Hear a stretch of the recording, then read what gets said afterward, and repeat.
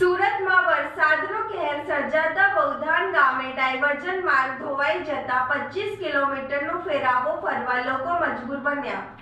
સુરત જિલ્લા અને ઉપરવાસમાં ભારે વરસાદના પગલે કીમ નદીમાં પાણીની આવક સતત વધી રહી છે। માંગરોળ તાલુકાના મોટા બુરસરા પાસેથી પસાર થતી કીમ નદી હાલ બે કાંઠે વહેતી જોવા મળી રહી છે। પાણીની ભારે આવકના કારણે કીમ નદી પર આવેલો લો લેવલ બ્રિજ સંપૂર્ણપણે પાણીમાં ગરકાવ થઈ ગયો છે, જ્યારે હાઈ લેવલ બ્રિજની સપાટી સુધી પાણી પહોંચતા પરિસ્થિતિ ગંભીર બનતી જોવા મળી રહી છે।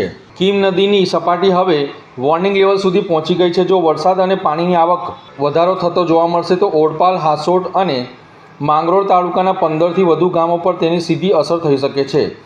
સંભવિત સ્થિતિને ધ્યાનમાં રાખીને વહીવટીતંત્ર સંપૂર્ણ રીતે સજ્જ બન્યું છે અને ઓડપાલ તાલુકામાં NDRFની ટીમને સ્ટેન્ડબાય રાખવામાં આવી છે, જેથી જરૂર પડે તાત્કાલિક બચાવ અને રાહત કામગીરી હાથ ધરી શકાય। વહીવટીતંત્ર દ્વારા કીમ નદી કાંઠાના નીચાણવાળા ગામોને એલર્ટ કરવામાં આવ્યા છે અને લોકોને નદી તેમજ લો લેવલ બ્રિજ નજીક ન જવા માટે સાવચેતી રાખવાની અપીલ કરવામાં આવી છે।